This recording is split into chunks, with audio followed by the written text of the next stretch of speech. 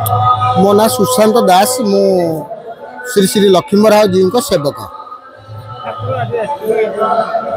आज हूँ पवित्र बराह द्वादशी आली अंचल महोत्सव भाव में पालन होता है। आज दिन को आज दिन जो 10 अवतार अच्छी बराह अवतार अन्यतम। यहाँ प्राय समस्ते जानते हिरण्यकश्यप जो पृथ्वी को जलमग्न करते बराह अवतार ही पृथ्वी को जलमग्न उद्धार करते। तो आज दिन को ये अंचल बराह द्वादशी खाली नुहे महोत्सव भाव में पालन कर हरिहाट स्वतंत्र नीतिकांति सहित नामयज्ञ संकीर्तन अहोरात्र दिवानिशी भक्त मान को सेवा जोगे दि जाए। विभिन्न अनुष्ठान तरफ विभिन्न प्रकार कार्यक्रम कर। आज दिन महत्व हूँ ये जो लक्ष्मी बराह आपण दर्शन करुँच जो 78 फुटर मंदिर अच्छी से कला मुचुमुचु मुगुनी पत्थर 5 फुट और ऊर्ध जो मूर्ति अच्छी। साधारणतः ये आखपाख अंचल सारा ओडिशा रे एभली मूर्ति व मंदिर देखा मिल न था।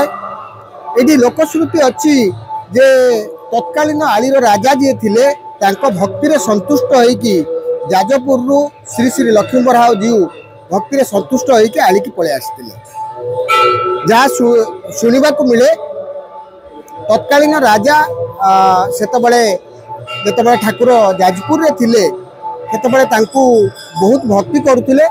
सकाळु दर्शन कर सारिबा परे ही से आसिकी राजबाटी जलखिया करुले। तो यहाँ जमी दीर्घ दिन धरी चलला एवं सेतबेले वर्षा झड़ी तोफान किछि न मानी से प्रतिदिन जो जाती दर्शन करने प्रजा भक्ति रे संतुष्ट होई श्री श्री लक्ष्मी बराह जी स्वप्नादेश करले देखे मु तो भक्ति रे संतुष्ट एवं तो नगर को जीवाई मु इच्छा करुच्ची।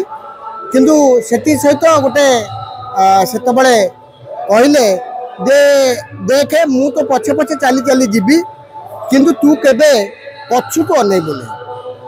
तोर जो मोर जो रूपुर झुणु झुणु शब्द से शब्द शुणी शुणी जीवु जोटी तू पछु को अनेबु बुलिकी से जगह में पत्थर ये ईश्वर माया कहीं समस्त को अगोचर मनीष तार माया बुझी पार ना। है कौन दिने राजा गले एवं प्रभु पछे पछे आसिले किछि बाट आसिला परे ये जो जगार मंदिर प्रतिष्ठा होती जगार से बालीपूर्ण थिला सोरिष बणर क्षेत थिला। आपण माने जो पाद पद्म चिन्ह अच्छी से देखिए प्रभु को पादरे सोरिषर चिन्ह आज भी अच्छी। से समय राजा आगे आगे चली आगरे जो प्रभुंर नूपुर रुणझुण शब्द एवं तुलसी चंदन चुआर जो बास्ना ताकू बारी बारी राजा आगे आगे चली था। किंतु बाली रे माया रे हला बाली रे कौन है बाली रे ठाकुर पोती गला जो नूपुर फल ऋणु झुणु शब्द शुभिला ना। सोरिष फुलर बास्नार महक राजा ठाकुर चंदन बास्ना जाड़ी पारे ना। से सन्देह बुली पछु को अनेदेले ये ठाकुर पत्थर हो गले एवं नर माया नारायण को माया नर को अगोचर। तो यही जगार से पत्थर होगी सर्वसाधारण जनता को दर्शन करने दर्शन देवाई यही जगार मंदिर प्रतिष्ठा है एवं एबे मंदिर चारि चतुर्पार्श्व नवीकरण चली एवं आली खाली आली नुह आली राजकनिका चांदबाली एमती सारा ओडिशा रु भक्त मैंने आसी था दर्शन करने। आज दिन में सबुठ बड़ कथा हूँ प्रत्येक परिवार रे प्रत्येक घरे कलश स्थापना होता है चिता पड़ता है झोटी पड़ता है एवं ता सहित परिवार रो समस्त लोक जी जो बाहर था समस्ते आसिक महोत्सव में भाग नहीं था।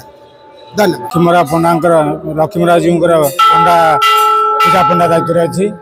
आज हूँ माघ मास द्वादशी तिथि समस्त वर्ष सारा गोटे अपेक्षा थाए आज दिन को ठाकुर जन्मदिन में आम जा पहुँची पादुका तुलसी पाइबू दर्शन करूँ प्रसाद पाइबू।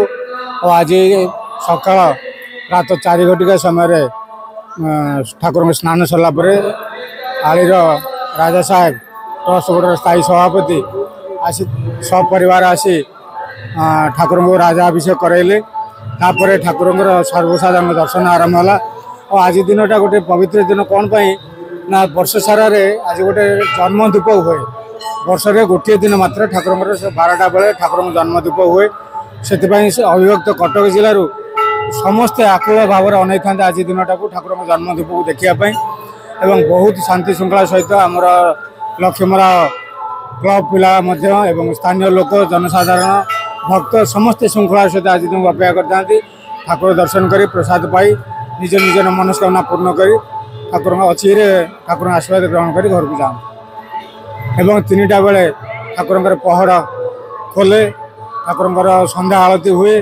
प्रसाद धूप 9टा हुए तापर पहड़ पड़े ठाकुर आज दिन विशेषत्व हूँ ठाकुर जन्म धूप गोटे दिन हुए वर्ष गोटे थर हुए से अपेक्षा करते ठाकुर जन्मदिन कहीं दूर दूरांत लोक मैंने आसती समस्त दर्शन करती शांति श्रृंखला हर्ष उल्लास भक्ति भाव में दर्शन कर विदाय नहीं जाती।